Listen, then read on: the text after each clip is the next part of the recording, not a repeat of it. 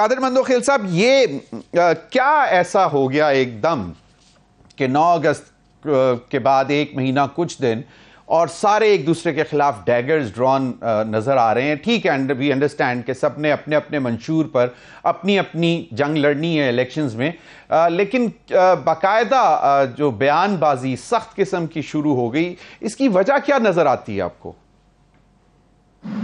देखिए, यकीनन इस बात का भी आपको अंदाजा है कि जब लॉन्ग मार्च बिलावल भुट्टो जरदारी साहब ने पाकिस्तान की तारीख का पहला 10 दिन 10 रात जो लॉन्ग मार्च शुरू किया है, और इस लॉन्ग मार्च का मकसद ये था कि अदम एतमाद की तहरीक पास करना, और वो अल्हम्दुलिल्लाह पास हो गया। और बगैर किसी शराइत के शहबाज शरीफ साहब को आसिफ अली जरदारी साहब और पीपल्स पार्टी ने मुकम्मल हिमायत करके और उनको वज़ीर-ए-आज़म की सीट पर बिठाया। और अच्छा चला बुरा चला, हमने अपनी मिनिस्ट्री चलाई है, उन्होंने अपनी मिनिस्ट्री चलाई है। वो तो आप सबको पता होगा कि किस तरह किसने क्या चलाई है, उस पर बेस में नहीं जा रहा हूँ। उसके बाद इलेक्शन के बाद जब ये निगरान सेटअप आ गया, निगरान सेटअप पे भी ठीक है, जो आगे हमें उस पर हम खामोश रहे, चलो ठीक है। अब अचानक गोलाबारी जो शुरू हो गई है हनीफ अब्बासी साहब की तरफ से हमारे शहीद कायद जुल्फ़िकार अली भुट्टो साहब के बारे में, और उसके बाद दूसरे लोग शुरू हो गए। तो इसके अलावा हम ये कहना चाह रहे हैं, जब बिलावल साहब ने बात की है, अब देखें तौकीर शाह साहब, मैं आपको प्रैक्टिकली बात बता रहा हूँ कि मैं जिस कमेटी को चेयर कर रहा था मुलाजमीन का, स्पेशल कमेटी का, वहाँ तौकीर शाह साहब प्राइम मिनिस्टर हाउस में बैठ के खुल्लम खुल्ला मेरी कमेटी की मुखालफत करते थे और ब्यूरोक्रेसी को मना करते थे कि कोई स्पेशल कमेटी में यानी मंदोखेल की कमेटी में ना जाए। अच्छा, अब इसमें वजारतें कौन कौन थी? राना तनवीर साहब की वजारत तालीम, ख्वाजा साद रफीक साहब की कादिर खान मंदोखेल साहब, कादिर खान मंदोखेल साहब, ये उस वक्त हो रहा है जिस वक्त आप उनके साथ अलायंस में हुकूमत कर रहे हैं। ये उस टाइम पे हो रहा है कि बाकायदा तौकीर शाह डायरेक्ट कर रहे हैं मेंबर्स को कि आपकी कमेटी में ना जाएं। जी, आप मेरे असम्बली में स्पीच उठा के देख लें, और आप उनकी धड़ाधड़ जो यूनिवर्सिटी उनकी बिल उठा के देख ले। इवन के मैंने उस दिन असम्बली का सेशन चलने नहीं दिए, ये रिकॉर्ड कैसा बता रहा हूँ।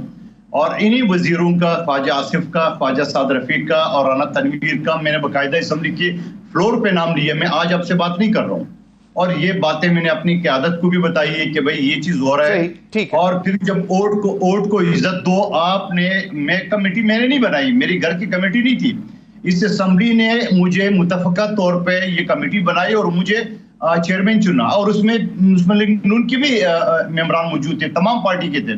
तो सवाल ये, फिर उसके बाद वही तौकीर शाह है कि अभी तक बैठा हुआ है, और पिछला जो से पहले जो तौकीर शाह टाइप का था फवाद हसन फवाद, जो मियां साहब की फिर हुकूमत चला रहे थे, उनको वफाकी वज़ीर बना दिया है।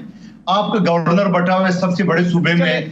तमाम अदारे में आपको बात बता दूं कि जो क्योंकि मेरे कमेटी के सामने आते थे, जो पावर कंपनियां थी वापडा की, उनके तमाम बोर्ड के चेयरमैन मुस्लिम लीग नून के, मैं दावे के साथ कहता हूँ, मुझे जुटला दे मेरे कमेटी के, मैं रिकॉर्डिंग निकाल के आपको दे दूंगा, ये तमाम नून लीग से ताल्लुक है।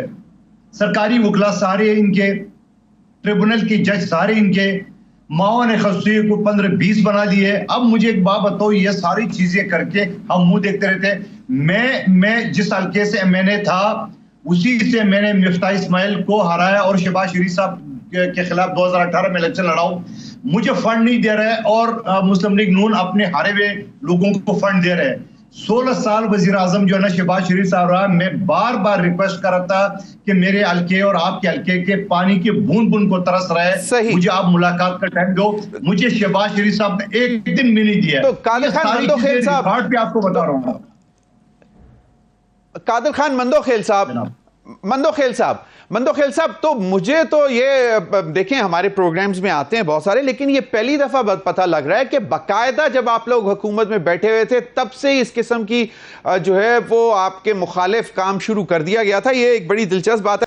कादिर खान मंदोखेल साहब, अब मामला ये है कि बिलावल साहब तो कह चुके हैं कि हम भी बाकायदा तौर पर वेलकम करेगी पीपल्स पार्टी भी मियां नवाज शरीफ साहब को, लेकिन ये अभी तक डाइसी हैं कि आना है कि नहीं आना। हालांकि अभी बैरिस्टर दानियाल चौधरी ने वाज़े तौर पर कहा है कि there is no going to be no change, 21 October is 21 October. वैसे याद है आपको इसके अलावा कोई अनाउंसमेंट रह नहीं गई, 15 अक्टूबर अनाउंस की थी, उसके बाद कोई अनाउंसमेंट रह नहीं गई, सही है। लेकिन पहले 15 अक्टूबर अनाउंस की, उस वक्त भी मियां नवाज शरीफ साहब साथ खड़े हुए थे अपने छोटे भाई के मियां शहबाज शरीफ के, और जब 21 आई तो तब भी साथ खड़े हुए। तो वो 7 दिन का जो है वो पता नहीं, अब वो कहते हैं कि वो हमारे तो वो कहते हैं कि सफ़र करने से पहले जो है वो ज़रा देख लेना चाहिए, कोई जंत्री को कंसल्ट कर लेना चाहिए कि कोई अच्छे दिनों में ही सफ़र करना चाहिए, अच्छा वक्त तयन करना चाहिए। कादिर खान मंदोखिल साहब, क्या आपको क्या लगता है इसके पीछे?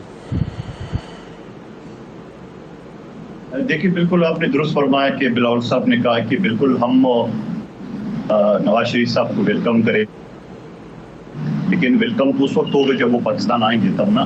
बहरहाल हमारी दुआ है कि वो आ जाए और जल्द से जल्द आ जाए, इतनी लंबी डेट की बजाय वो कल ही आ जाए, ताकि इलेक्शन कमीशन के ऊपर भी प्रेशर डाला जाए ताकि वो जल्द से जल्द 90 दिन के अंदर इलेक्शन कराए। चलो 90 दिन नहीं सही तो कम से कम 120 दिन करे, 100 करे, कुछ तो करे। बहरहाल वो भी एक दानियाल साहब ने कि इस बात से मैं बड़ा इत्तेफाक करता हूँ कि उन्होंने ये कहा कि हमने मुल्क को डिफॉल्ट से बचाया और हमारा काम नदी नाले को बनाना नहीं है। बिल्कुल यहाँ पे मैं इत्तेफाक करता हूँ कि सबसे बड़ी प्रायोरिटी मुल्क का है। मुल्क होगा तो हम होंगे। लेकिन फिर क्या बात है कि आप एक मुंतखब नुमाइंदे को तो फंड नहीं दे रहे हो और एक हरे हुए अपनी कैंडिडेट को आप 1 अरब 60 करोड़ रुपए दे रहे हो। ये मैं सिर्फ एक हल्के का आपका NA249 का कराची का बता रहा हूँ जिनके टेंडर हो चुका है। तो भाई फिर आप मसावी रखें, हम तीनों वकील हैं, हमें कानून और आइन के दायरे में और उनको कोर्ट करके, तो ये डिस्क्रिमिनेशन नहीं है, आर्टिकल 25 की खिलाफ वर्जी नहीं है कि आप अपने हरे हुए लोगों को के माड़ी में, बल्दिया में, कराची के दूसरे इलाकों में, पंजाब में आप फंड दे रहे हो और एक मुंतखब नुमाइंदा जो आपकी बदकिस्मती से आपके मिफ्ता इस्माइल को हराया उन्होंने, मैं बदकिस्मती कहूंगा क्योंकि उनको बुरा लगा है, तो उनको आप शक्ल देखने को तैयार नहीं है। 16 माह में कोई 2 मिनट मुलाकात का टाइम नहीं दे सके। मैं रिक्वेस्ट करके ताकि असेंबली के फ्लोर पे, बहरहाल उनकी मर्जी है, आइंदा इलेक्शन आएगा, मेरी तो ख्वाहिश है कि आइंदा इलेक्शन में शहबाज शरीफ साहब के मुकाबले में। लेकिन वो दानियाल साहब ने कहा कि आपको उस वक्त ये इशू उठाना चाहिए था। सही उठाया। मैं तो आपको मैं वही बात करूं जो मैं और तीनों हम पैनलिस्ट वकील है, तो मैं तो आइन और कानून की बात करूं, मैं तो दलाइल के साथ बताऊं, मेरे फेसबुक, मेरे ट्विटर अकाउंट और असेंबली के रिकॉर्ड में चेक करें। टाइम की रिक्वेस्ट करते रहे, टाइम मांगते रहे। जी बिल्कुल ये रिकॉर्ड सर नहीं, उसका मैकेनिज्म ये था, ऑपोजिशन जमातों का मैकेनिज्म ये था कि उनके लिस्ट और नाम बिलावल साहब के थ्रू आते थे, जिनकी मीटिंग्स होनी होती थी, कायरा साहब हो गए और सीनियर्स हो गए, उनके नाम बिलावल साहब से आते थे, तरफ से आते थे, और जिन जिनके नाम आते थे उनके साथ उसी दिन मीटिंग होती थी। Daniel, you are playing very smart here. Daniel, you are playing very smart here, but he was elected member. So, ये